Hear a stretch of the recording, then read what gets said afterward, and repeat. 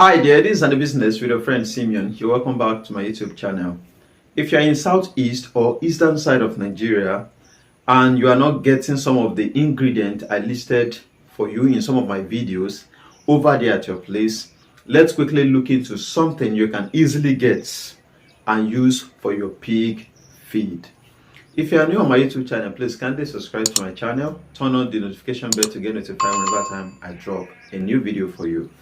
Please, for those of you messaging me on WhatsApp and at the end of the day start attacking me in one way or the other, please, I beg you, do not come to attack me. I still make it up to some people on WhatsApp and I render help to them without any problem.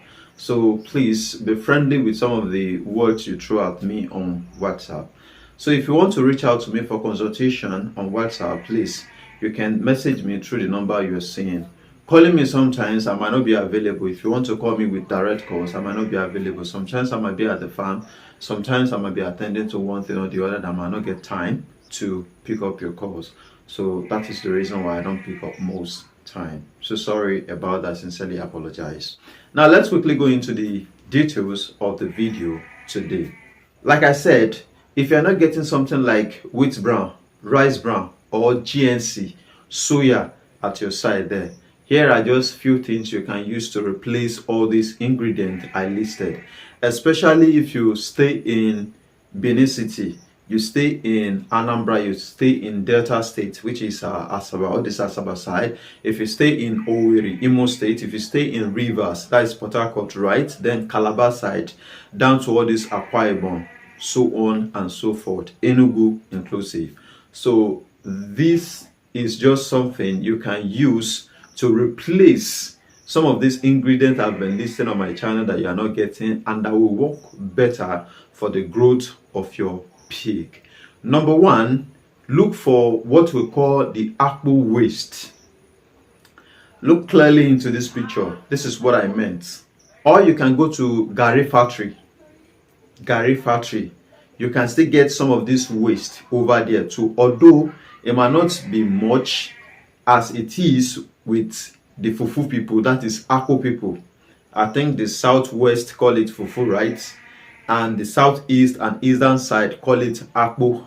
I guess you understand what I meant now. AKU waste. After they ferment gari or cassava, the raw cassava tuber, for 3 days, they add water and they sieve it. Now the waste on top, just as the one you are seeing here, is what I call gari waste or AKU waste or cassava waste. This is the source of energy, and also it is responsible for weight gain and growth too. So you can go there, either you buy or you collect it for free. However you make a deal with them or bargain with them is not a problem. Just make sure you get something like this. Now this is not the only thing you are going to get. At the eastern side of Nigeria there, they do palm oil very well. And if they do palm oil, they also do the nut oil, which is the black oil. So after doing the black oil, collecting the oil, the shaft is the one they sell out for us, and they call it PKC, right? PKC is a short form of palm kernel cake. The kernel, the nut inside the kernel, after processing it, collecting the oil, then the cake they sell to us. So whenever time you hear PKC, it shouldn't be new to you again. PKC in livestock time is an abbreviation of palm kernel cake. So you are going to get your palm kernel cake, but make sure the palm kernel cake you are getting is not industrial. It is local. How do you differentiate industrial from local? Industrial are very, very dried and they are almost like powder. Local still have some oil in them that even if you dip your hand deep inside it, your hand is still going to be slippery. You will still feel that oil in your hand. And they usually come in cake. Most times they come in cake. Small cakes like this, not just a soluble powder, not just totally grinded. They comes in cake. Industrial PKC, industrial palm kernel cake, are cake that they use imported machine, big industrial machine to process before collecting the oil. Thereby, they have already taken almost 98, 99, 97% of the oil that is inside that nut. You don't just need the cake for your pig. You need extra oil, which is for fat for your pig growth. I don't know if you get the point. That is why if you are depending on industrial cake, your pig are not going to be having faster growth. So local PKC are done or processed by our fabricated machine. They are not highly industrious. So the processing level is good, but not as hard or not as deep as that of industrial. Thereby, you'll be having around that 90%, 90 something percent of the oil collected from the nuts, the palm kernel nuts. So you still have some oil left in it for the growth of your pigs. How to differentiate them is what I've told you. Now, some of these people, you might still go there and they might look alike. Just try to ask them. The prices are always different. Industrial PKC price is lower compared to that of local PKC price. If you go there, try to ask them what are the type of PKC they have, which one do they have, is it industrial or local PKC. This will give them the idea that you are not new to this PKC of a thing. So to cheat you from their side will be hard because they already have the impression that, oh, you have idea of what you want to buy. Just go there straight, tell them, I want to buy PKC. If they tell you it's available, tell them which one is available. Is it industrial or the local? So that is when you can tell, okay, they can tell you we have the industrial and we have the local. How much are they? This one is so amount, this one is so amount. Give me the local. That is what I want. I even want to see it first. So by doing all these things, taking all this action or speaking this way, it will give them the impression that, oh, you know what you want and they cannot convince or sell what you don't want for you. That is that about PKC. Then you can get brewery waste. Either it is the dry one or the wet one. I prefer you get the dry one. And if all you get is the wet one, if your pig are much that they can consume it within a shorter time, that the brewery waste will not get spoiled. So it is better to collect them, you store them in a good condition, and you start adding it to what I will explain at the end of the video for you to have a proper balanced diet for your pig to eat at your farm at a cheaper rate. So we need that brewery waste. Brewery waste are bought from all this brewery, like where they do beer, this beer that people drink, live beer, Heineken, Gouda, is it Guinness or business, so on and so forth. So all those beer, where they do them, now the waste from that place is what we call brewery waste. So you can get that, either the dry one or you dry it yourself. The reason why I'm saying you should dry it is because that thing gets spoiled quickly. So if you dry it, you'll be able to use it for a longer time. Drying it doesn't reduce anything from it, but feeding it alone to your pig doesn't add necessary value to your pig. It doesn't add necessary growth. It doesn't add any growth to your pig. So that thing alone doesn't have much nutrients in them to offer faster growth to your pig. So you need that spent grain. Then after that, you will need okpa. I don't know if people in Southwest that are watching me knows about okpa, but I think there are people selling it within Southwest. It might not be much compared to Southeast or Eastern side of Nigeria, but okpa are made from beans. I think there is another variety of beans they use for the okpa in Southeast or let me just say Eastern side of Nigeria. So the okpa waste, they say there is wet one and there is dry one. You can collect the wet one if you know you are going to use it within a shorter time. If not, I do prefer you get the dry one. When you collect the dry one, please don't overuse it inside the food you want to give to your pig. Why? That okpa waste is not processed. It doesn't undergo the process of drying or frying. I'm not saying drying under sun, like frying on fire. or processing as they process the already made soya at the store.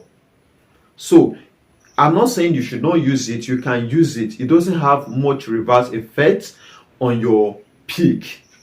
But overusing it, using it to an extreme level, might cause your pig to be stooling, shit, pooing, watery poo, make them the shit, water shit. So it can make them to start stooling. That is too much of protein in your pig feed, end up making them having unnecessary shit, which are watery, which is not good. So you can get that upper waste around you. Now you are going to use little percentage of it for this feed that we are going to make in this video. You can get your fish meal too. Fish meal is not something you can disturb yourself on. If you cannot get the fish meal around you there in Southeast, because almost all the fish there are what people are selling. Fish meals, you can get their materials from the market. Fish meals are, let me just say, they are drop of fish, or let me say a powder of grinded fish, smoked fish. Even you yourself, you can do fish meal. If you have a lot of pond at your farm, try to buy 1 or 2 tilapia fish. I'm not talking about gold, all these local tilapia fish. Even if it is river you catch them from, or they catch them from any river around your area, if you see like 10 or 2 that are still lively, collect them, throw them inside one small pond that you have at your side there. Leave it for a length of time, just within 2, 3, 4 months. Tilapia will fill that pond. They multiply easily. So you can catch them, smoke them. That one you are not selling out. You catch, you smoke them. After you smoke them, what do? You allow them to dry very well. After they are dry very well, take them to a grinder, a grinding machine. Let them help you grind it. That is your fish meal. You can go to all these Niger Delta side, or all this wherever they catch fish, either it's in Onitsha or anywhere they catch fish. Even if you are watching me from the north, there are people in all this route from Jigawa to Yobe State that they used to catch fish, local fish, and they used to smoke there. You can go there, you can get all these fish at a cheaper price from there. If you are in all this Benue Kogi side, all these farmers catching fishes like this little fish, all this Odeni side, local side, you can go all those sides. They catch fish there. All those smoked fish, they comes in cheaper price. They are not like the one they are just selling for you at the market. You can buy them. If you buy them, let them dry very well. After smoke, take it to a grinder where they grind things. They will help you to grind it into powder. It is the powder that we farmer call fish meal.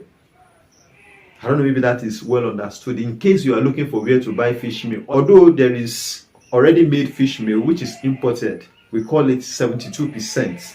That is the percentage of the protein in that fish meal. That is why they call it 72%. But they are very, very costly. Remember, we are looking for ways to cut cost of feed. You can also get sludge from palm oil. They do all this thing in eastern side of Nigeria. All this southeast, eastern side, all these places I listed a while ago. They do palm oil there. Even in Ondo, they do palm oil there. The sludge, after they collect the saturated oil, the red oil, the one that sink under, that is your sludge. Go there, collect them, mix it together with your food. That is a high source of protein. Give it to your pig to eat. They are going to eat and they will do well. So that too, if you do not see that one, that shouldn't be a problem. But basically, we are going to make emphasis on that cassava, or let me say AKU waste, okpa waste, then the brewery waste, and fish meal. That is if you are not getting rice bran, wheat bran, soya beans at your side there, we can do this. Or you are not getting GNC. GNC is groundnut cake. Groundnut cake are collected from groundnut waste after they have already processed it and have collected the oil from groundnut. They fry groundnut, they grind groundnut, then they collect oil from the grinded groundnut, then the waste that is coming out that they are no longer needing for anything is what we call the groundnut cake. So they dry it and they sell for us. We use it. It's a source of protein. So you understand that. That is that. So after you collect all these things, now let's now just look for a simple way we can make a formula out of this thing. In all the feed formulation or in all the feed you are going to give to your pig using all these ingredients, don't forget ratio of PKC is always higher than the rest, or let me just say ratio of PKC is equivalent to ratio of the apple waste, in case you are getting the apple waste in excess at your area there. But we know that PKC is surplus everywhere. So which means, for example, if you want to make 20 kg of this feed using all these materials together for your pig in a single day, your upper waste is going to be around 7 kg. Also, your PKC is going to be around 7 kg. These two together will have 14 kg already.